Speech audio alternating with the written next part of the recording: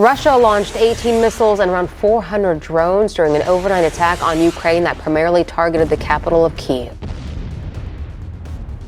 On July 2nd, 2025, Russia launched its largest offensive since 2022. More than 50 heavy missiles and a spearhead of 57 armoured vehicles, including T-90M and T-80B VM tanks, pushed into eastern Ukraine in a calculated attempt to break through Ukrainian lines. The operation was designed to overwhelm with sheer mass and firepower, leaving little room for a conventional defence. Ukraine, outgunned and outnumbered, seemed to face impossible odds. Yet, within hours, a precise strike, timed to the minute, would expose the limits of brute force on the modern battlefield. What unfolded next would challenge long-held assumptions about military power, the anatomy of Russia's brute force assault. Russia's assault on July 2nd, 2025, began with a concentrated show of force. Over 50 heavy missiles and a column of 57 armoured vehicles advanced into eastern Ukraine. The armoured contingent included 24 T-90M main battle tanks, 18 T-80B VM tanks, and 9 BMP-T Terminator support vehicles, each selected for modern battlefield capability and survivability. This opening move was designed to overwhelm Ukrainian defences with both mass and speed. The offensive opened with a barrage from Tornado-S multiple launch rocket systems, each capable of firing 12 missiles armed with 800-pound cluster warheads. In minutes, more than 50 missiles targeted Ukrainian trenches, command posts, and supply depots. Cluster munitions knocked out electrical substations, cutting power for tens of thousands in Donetsk and igniting fuel convoys along key supply routes. This initial wave was intended to cripple Ukrainian defensive positions and disrupt command and control. Simultaneously, Russia deployed Lancet 3 suicide drones, which targeted Ukrainian radar sites and air defense systems. These AI-guided drones eliminated several M777 guns and 2 counter-battery radar units within minutes, degrading Ukraine's ability to coordinate an effective response. Supporting these attacks, Orlan 10 reconnaissance drones mapped Ukrainian positions and transmitted real-time intelligence to Russian fire control centers. This allowed Russian artillery to adjust their targeting with speed and accuracy, maximizing the impact of each strike. The combination of missile barrages and drone-guided strikes was calculated to create chaos, disrupt supply lines, and neutralize Ukrainian artillery before the armored vehicles advanced.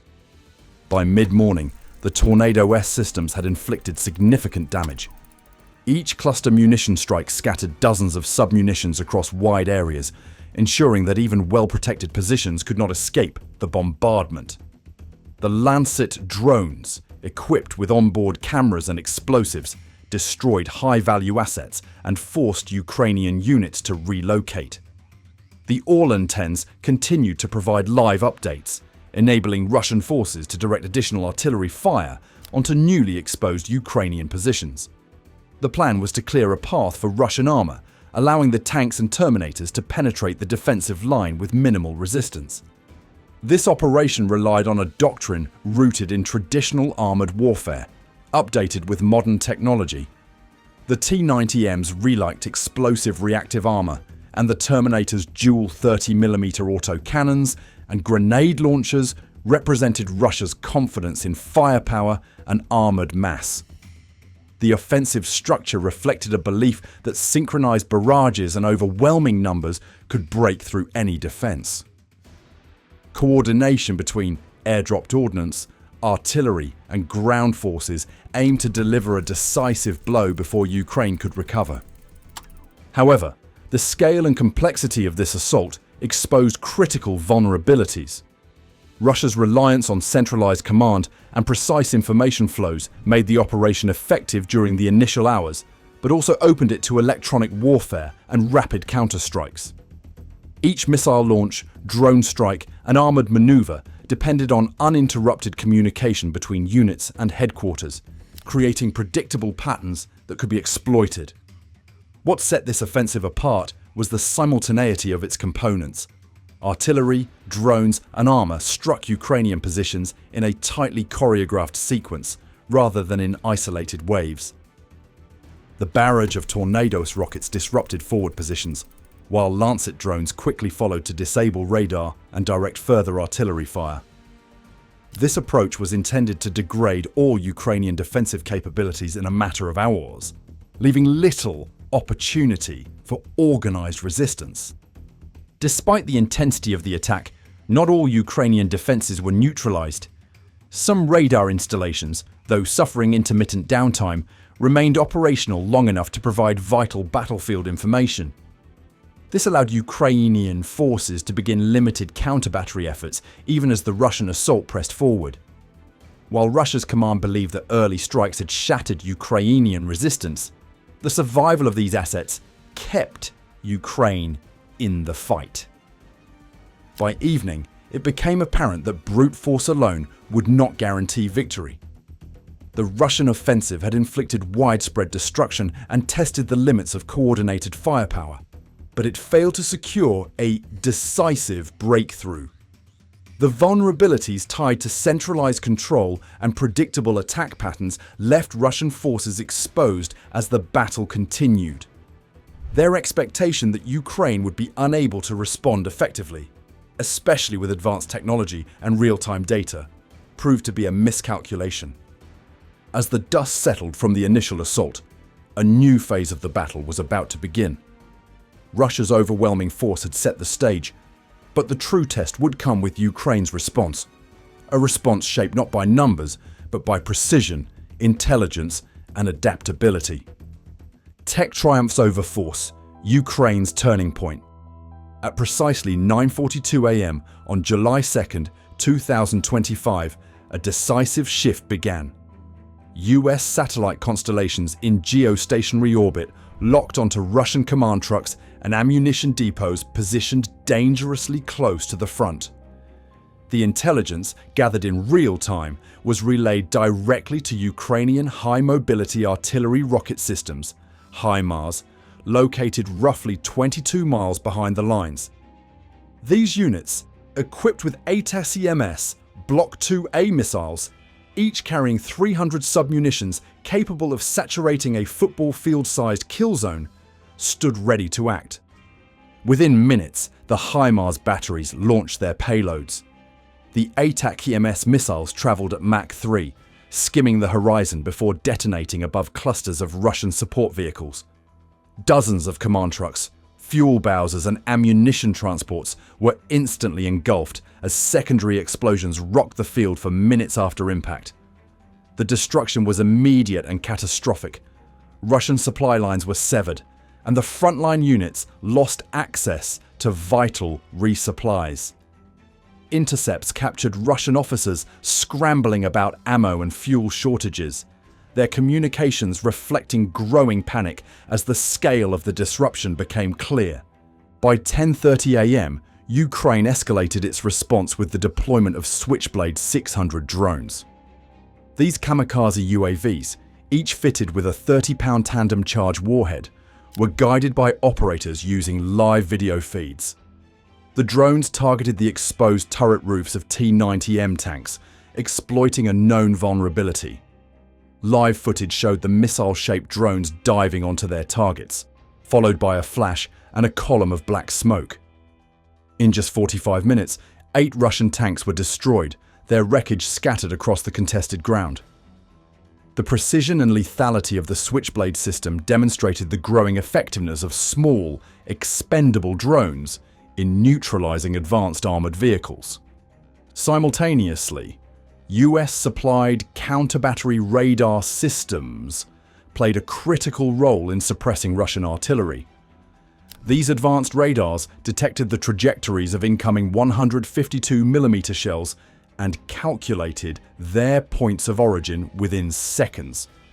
Ukrainian M777 howitzers and French Caesar self-propelled guns using GPS-guided munitions responded almost immediately.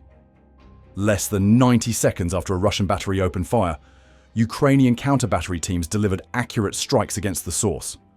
By midday, at least 2 complete Russian artillery batteries had been eliminated, reducing the volume and accuracy of Russian bombardments and providing Ukrainian troops with crucial breathing room. The combined effect of these actions was visible across the Russian front.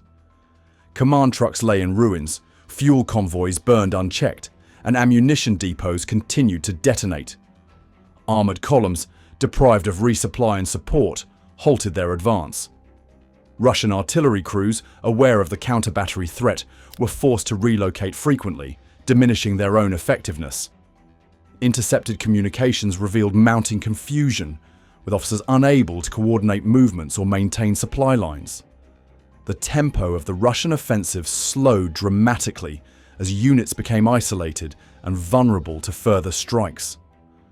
Real-time intelligence sharing between Ukrainian forces and their Western partners formed the backbone of this response. US satellites provided granular data on Russian force concentrations, while advanced sensors and reconnaissance drones updated battlefield maps continuously. Ukrainian commanders integrated this information into operational planning, ensuring that each strike maximized disruption. The HIMARS and ATACMS strikes crippled logistics. Switchblade drones neutralized armored thrusts, and counter-battery radar reduced Russian artillery to a fraction of its initial strength. The result was a cascading collapse in Russian cohesion and battlefield momentum. On the ground, the psychological impact was immediate. Russian units, which had begun the day with coordinated maneuvers, now faced uncertainty. Tanks stranded without fuel, artillery batteries silenced, and surviving officers struggled to maintain control. What had started as a concentrated offensive devolved into fragmented engagements, with isolated Russian elements attempting to regroup under constant threat of further precision strikes. The events of July 2nd underscored a critical lesson. Technological superiority, real-time intelligence, and rapid adaptation can dismantle even the most formidable conventional assault. Ukraine's use of advanced Western systems exposed the vulnerabilities of Russian doctrine and highlighted the growing importance of precision and coordination in modern warfare. By mid-afternoon, the momentum had swung decisively. Russian forces, once poised for a breakthrough, now found themselves stalled, disorganized, and facing mounting losses. As the day wore on, signs of systemic breakdown emerged along the Russian lines. Convoys abandoned in the open, tanks immobilized in minefields, and scattered units seeking orders that never arrived. The battlefield, marked by burning vehicles and disrupted formations, reflected the chaos that had taken hold. The initial promise of the Russian offensive faded, replaced by a struggle to maintain basic coordination and supply. This unraveling would only become more apparent as the hours passed. The coming night would reveal the full extent of the disruption, setting the stage for a confrontation where coordination, not just firepower, would determine the outcome. The chaos of modern warfare. Coordination wins the day. By 5 p.m., over half of surviving Russian units were immobilized or trapped in their vehicles. The collapse of their offensive was not the result of overwhelming firepower, but of systematic disruption targeting their ability to communicate, maneuver, and respond. Ukrainian forces, integrating Western intelligence and advanced battlefield technology, executed a coordinated counter-offensive that exposed the limits of Russian doctrine. Leopard 2. A-6 tanks, using thermal imagers for target acquisition, engaged Russian armor from concealed positions. The Leopard's ability to locate and strike targets through smoke and darkness gave them a decisive edge, while CV-90 infantry fighting vehicles provided sensor-driven suppressive fire. Ukrainian infantry, equipped with Javelin and NLAW missiles, exploited gaps in Russian formations. Isolate and destroy Russian tanks, whose reliance on dense formations made them vulnerable to precise multi-angle attacks. Instead of brute force, the battle became a contest of data-driven coordination and rapid adaptation. Electronic warfare accelerated the Russian unraveling. EC-37B jamming silenced Russian radios and blinded their All-10 drones, severing battlefield coordination. Without reliable communications, Russian commanders lost the ability to direct movements or call for artillery support. All-10 drones, previously central to Russian targeting and reconnaissance, drifted off course or crashed, leaving ground units blind to Ukrainian maneuvers. The loss of real-time intelligence made Russian movements predictable and exposed, compounding the effects of earlier HIMARS and Switchblade strikes. Russian air support encountered a prepared and integrated Ukrainian air defense. NASAMS batteries, integrated with battlefield radars, locked onto incoming Mi-28 and K-52 helicopters, downing several within seconds. AMRAAM missiles struck rotor discs, sending burning wreckage into the treetops. The elimination of these helicopters further isolated Russian ground forces, depriving them of both fire support and aerial reconnaissance. This sequence demonstrated how layered air defenses, when linked to real-time battlefield data, can neutralize even advanced rotary wing threats. Ukrainian forces capitalized on the confusion. RQ-20 Puma drones, operating quietly above the tree line, scanned for heat signatures among stalled Russian vehicles. When a Puma spotted a convoy regrouping near a collapsed rail depot, coordinates were relayed to concealed Javelin teams. Within minutes, missiles struck the convoy, igniting vehicles and sending black smoke into the evening sky.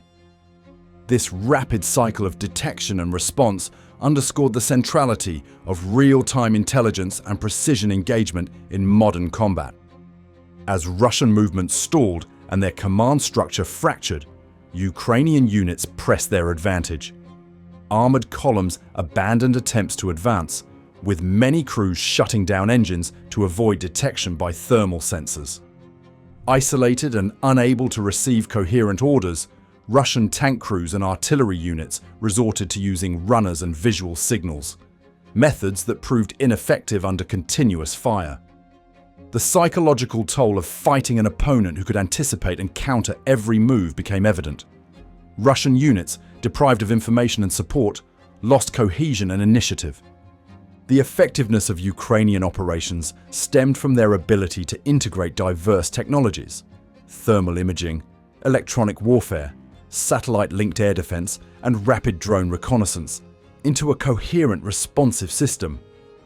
Whenever Russian artillery coverage thinned or tank units attempted to fortify, Ukrainian forces redirected surveillance assets and shifted their focus.